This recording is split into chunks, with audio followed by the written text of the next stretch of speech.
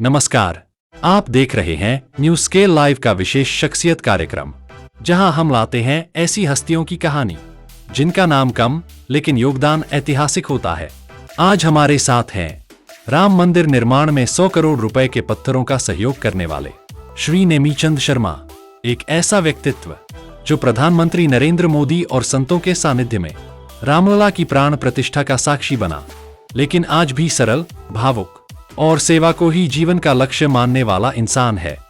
सरयू तट पर मिली रामलला और माता की प्रेरणा, और फिर शुरू हुआ एक महान सेवा यज्ञ। वरिष्ठ पत्रकार रमेश शर्मा के साथ एक विशेष, भावनात्मक और प्रेरणादायक बातचीत आज सिर्फ न्यूज स्केल लाइव पर।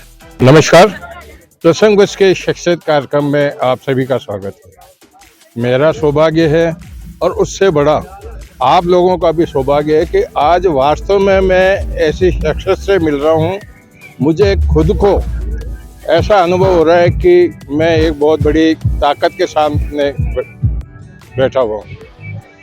आपको ध्यान होगा कि जब 500 साल तक राम मंदिर की स्थापना के लिए न्यायिक प्रक्रिया के दौरान मंदिर बनने की परमिशन नहीं मिल रही थी, उसके बाद में जब सुप्रीम कोर्ट ने राम मंदिर के निर्माण की स्वीकृति दी, उसके बाद में तरह तरह की सहयोग देने वालों की एक बहुत बड़ी लंबी फहरिस्त आ गई। लेकिन उस लंबी फहरिस्त में भी राम भूमि ट्रस्ट की जो योजनाएं थी, उस योजनाओं में एक पिलर के रूप में जो शख्सियत खड़ी हुई थी नेमीचंद शर्मा के रूप में, वो शख्सियत आज आपके सामने मौजूद है। नेमीचंद जी शर्मा, आपका शख्सियत कार्यक्रम में बहुत बहुत स्वागत, आभार।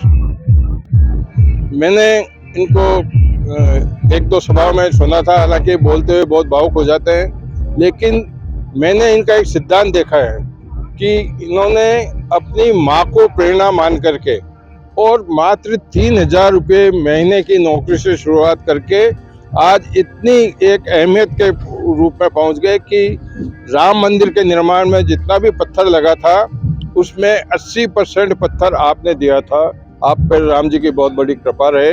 आपको इस प्रकार की प्रेरणा कैसे मिली? देखो शर्मा जी, मैं नाराज नहीं होने वाली बात कहता हूँ, पैसा हर व्यक्ति के पास में होता है, लेकिन पैसा जेब में होता है तो व्यक्ति उस पैसे का मालिक होता है। लेकिन उस पैसे को खर्च करने के लिए जब तक भगवान की प्रेरणा नहीं मिलती तब तक कोई पैसा खर्च नहीं कर सकता। आपको प्रेरणा किस प्रकार से मिली? ये प्रेरणा मेरी माँ की तरफ से मिली थी, और जो भी है मेरे ठाकुर जी के चरणों का है। मैं सब ठाकुर जी के चरणों का ही मानता हूँ। आज जो भी हूँ मेरी माँ के पुण्य प्रताप से और ठाकुर जी बांके बिहारी की नंदलाला की कृपा से हूँ, जो उन्होंने मुझको अयोध्या में 3 बार बैठने का सौभाग्य मिल दिया। नींव जब खुदी थी तब भी मेरा आंखों से देखा है, और प्रभु राम के जब स्थापित हुए थे तब भी मेरे को मौका मिला वहाँ पे ट्रस्ट की तरफ से। और आज जब हमारे यशस्वी प्रधानमंत्री मोदी जी ने जब ये झंडा फहराया वहाँ पे, वो भी अपने आंखों से देखा है। उस टाइम में हमारी आंखें नम हो गई थी कि जैसे हिंदुत्व के लिए हमारे इतने बड़े, मतलब ऐसा जो कार्य हमारी आंखों से हमने जो देखा है, उसके लिए हम प्रभु राम के चरणों में बार बार धन्यवाद देना चाहते हैं। और उससे भी ज़्यादा हम एक उनके चरणों में प्रार्थना करना चाहते हैं, हे प्रभु हमें ऐसी कार्य में लगाए रखना। प्रभु राम के चरणों की कृपा से इतनी हमारी उनकी कृपा हुई है हम पे कि हमारी मैंस का 80% पत्थर वहाँ पे पहुँच गया उनकी कृपा से, और हमें कुछ वहाँ पे कार्विंग करके लगाने का भी मौका वहाँ पे हमें मिला है भगवान राम की कृपा से। और इस बार हमें दीपोत्सव में भी ट्रस्ट ने हमको इनवाइट किया था, तो वो भी हमें अपना सौभाग्य, जो हमने इस बार दीपावली पे दीपोत्सव में भी हमने वहाँ पे भाग लिया था। ये हम सब प्रभु राम के चरणों की कृपा ही मानते हैं।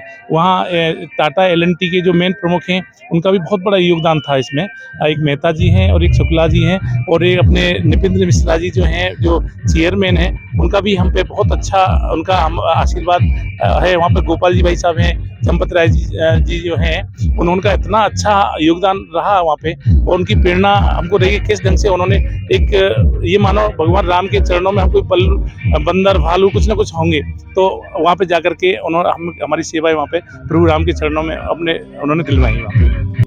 तो आपने जिस प्रकार से बताया कि लेकिन मूल मेरा प्रश्न नेमीचंद जी आपसे ये है कि पैसा कमाने के बाद में आदमी और चाहता है कि मैं और पैसा कमाऊं और पैसा कमाऊं और पैसा कमाऊं। जो पैसा उसने कमाया अब तक उससे भी और कई गुना पैसा कमाने की उनकी चेष्टा रहती है। लेकिन आपने तो जो धन आपने व्यापार के माध्यम से, उद्योग के माध्यम से जो धन संग्रहित किया, और धन में से काफी कुछ आपने धर्म के अंदर जो जुटा दिया, उसको लेकर के आपको क्या कोई ऐसा आभास हुआ था कि मेरे को उस तरफ कदम बढ़ाना चाहिए? जी, जी। एक्चुअल में मैं 2003 तक वो 2007 तक 3,000 रुपए की नौकरी कर रहा था, और 3,000 से लेकर के और आज तक मतलब सब ठाकुर जी ने इतना अच्छा सब कर दिया, तो ये ठाकुर जी के अलावा कोई कर नहीं सकता। जब सब ठाकुर जी का है तो मैं उसमें क्यों, जहाँ ठाकुर जी जैसे करते हैं, हमारा एक ही उद्देश्य है कि बस हमारा हिंदुत्व बढ़े, धर्म बढ़े, हमारा हिंदुत्व के लिए अपन जिएंगे। अब हमारा उद्देश्य बिल्कुल बदल गया है। जब से भगवान राम के चरणों के दर्शन सरयू मैया के किनारे पे हुए हैं, उस दिन के बाद में हमने अपने आप को बिल्कुल बदल लिया है। अब हम जिएंगे, हिंदुत्व के लिए जिएंगे। हिंदुत्व का जो भी जहाँ भी वो होगा, जितनी भी हमारी कमाई आएगी, जो भी कुछ भी होगा, उसको हम कोशिश करेंगे उसमें से 10% हिस्सा हम प्रभु राम के चरणों में, या जहाँ भी हमारा हिंदुत्व का मंदिर बनेगा, कि कहीं पे भी बने वो, उसमें हम देने की पूरी कोशिश करेंगे। ये है। निश्चित रूप से आपके जो एक विचारधारा है, सनातन धर्म को, हिंदू धर्म को आजीवन और लंबे लंबे समय तक, चिरकाल तक बहुत प्रभावी रूप से स्थापित करने की है।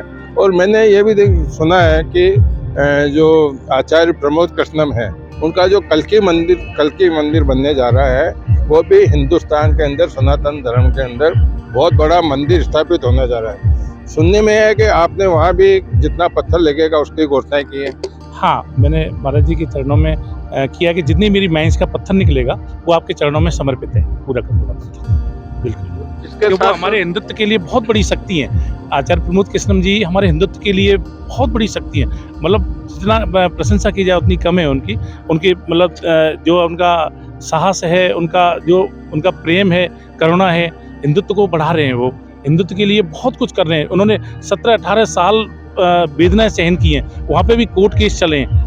कोर्ट केसों से जीत करके वो आए हैं यहाँ पे। तो मैं अपने आप को धन्य मानूंगा अगर प्रमोद कृष्णम जी, आचार्य प्रमोद कृष्णम जी मेरे इस भावना को समझते हुए अगर मुझे वहाँ सेवा का, अपने चरणों में सेवा का मौका देंगे, तो मैं बिल्कुल ज़रूर उनकी सेवा में करूँगा वहाँ पे जाकर के। शर्मा जी, मैं ये भी जानना चाह रहा हूँ कि अब मैं तो ये तो निश्चित हो गया है कि आपका पूरा सनातन धर्म से जो जुड़ाव है वो आपको बजाय घटाने के और बढ़ाता जा रहा है। लेकिन अभी पुष्कर के अंदर एक बहुत बड़ा यज्ञ होना जा रहा है, गायत्री यज्ञ के नाम से लेकर के, और उसको लेकर के ये बताया जाता है कि विश्वामित्र जी ने जब हजारों वर्ष पूर्व जिस धरती पर वो यज्ञ किया था, वही यज्ञ अब यहाँ किया जा रहा है। उसको लेकर के भी क्या आपका कुछ सहयोग रहेगा इसमें? हाँ, मैंने महाराज जी से चरणों में प्रार्थना की है, और ये पूरे विश्व के लिए कर रहे हैं, पूरे हिंदुत्व के लिए कर रहे हैं, पूरे विश्व के लिए कर रहे हैं। ये हवन किसी एक पर्सन के लिए नहीं है, ये पूरे, जैसे आचार्य प्रमोद कृष्णम जी पूरे हिंदुत्व के लिए जी रहे हैं, ऐसे ही हमारे आचार्य जी जो अपने प्रखर जी महाराज जी हैं, यज्ञ जो सम्राट हैं, वो भी जो यज्ञ कर रहे हैं वो पूरे संसार के भले के लिए कर रहे हैं। और उसमें जितना योगदान हम पे बनेगा उतना हम करने की इच्छा उनके चरणों में प्रकट की है। अब वो कितना हमारा स्वीकार करते हैं वो उनके ऊपर डिपेंड करता है। बहुत ही अच्छी बात है। लेकिन मैं अंत में आपसे एक सवाल पूछना चाहूँगा कि जो उद्योग जगत के अंदर जो बड़ी बड़ी हस्तियां हैं, उनको आप क्या संदेश देना चाहेंगे कि धर्म के प्रति उनका किस प्रकार से रुझान होना चाहिए, किस प्रकार से उनका सहयोग होना चाहिए? इस संबंध में हमको क्या, किस प्रकार से प्रेरित करना मैं चाहिए? एक ही चीज़ कहना चाहूँगा, भगवान से बड़ी कोई बैंक नहीं है। इस संसार में अगर बैंक कोई है तो सबसे बड़ी बैंक भगवान के चरणों की बैंक है। उसमें अगर आप 1 रुपये लगाएंगे तो 1 लाख तुरंत पाएंगे। वो जो बैंक है वो 7.5% देंगी, 5 साल में दुगना हो, 10 साल में दुगना हो, ये कब कृपा कर दें इसका कोई पता नहीं है। इसलिए मैं तो सबको संदेश ये देना चाहूँगा कि अपने बिजनेस में से 10% हिस्सा धर्म के कार्य में लगाते रहना चाहिए, जिससे हमारे बच्चों में भी अच्छा प्रभाव पड़े, हमारे बच्चे जो है अच्छे संस्कार उनमें आए। एक चलते चलते एक सवाल और पूछना चाहूँगा कि देखा ये भी गया है कि काफ़ी कुछ लोग धनाढ्य होने के बाद में, बहुत बड़े पूंजीपति होने के बावजूद भी जो अपनी गतिविधियां हैं, जिस प्रकार के सनातन धर्म के विरोध में चलते हैं, उनको नीचे भी जाते हुए देखा गया है। तो क्या वास्तव में इस तरह का लक्ष्मी का अपमान करने से लक्ष्मी उनसे नाराज हो जाती है? देखो जैसे बताया गया है ना, जैसे कोई कुआं है, उससे आप पानी नहीं उलीचेंगे ना, तो उसमें बदबू हो जाएगी। ऐसे अगर ठाकुर जी ने आपको दिया है, तो उसको धर्म के कार्य में लगाते रहना चाहिए, और वो लगाएगा वही, प्रभु भी उसी का स्वीकार करेंगे जिस पे उनकी कृपा होगी। बहुत कई लोग ऐसे होते हैं जो चाहते हैं कि सब अपन करना चाह रहे हैं, लेकिन भगवान की अगर कृपा नहीं होती है, तो उनको कहीं न कहीं किसी न किसी रास्ते से लौटा देते हैं। प्रभु जब चाहेंगे तो ही हो पाएगा। हम तो सब ठाकुर जी के चरणों पे ही मानते हैं कि उनकी कृपा से ही आज हम यहाँ पे आए हैं। जो भी अपनी सेवा हम नहीं दे रहे हैं, वो ठाकुर जी दे रहे हैं। हमें तो माध्यम बना रहे हैं बस खाली। इतना सा हमारा वो है कि वो माध्यम ही बना रहे हैं हमें। तो ये थी इस रविवार की इस सप्ताह की शख्सियत पंडित नेमीचंद शर्मा, जिनको मैंने आपसे रूबरू कराया है।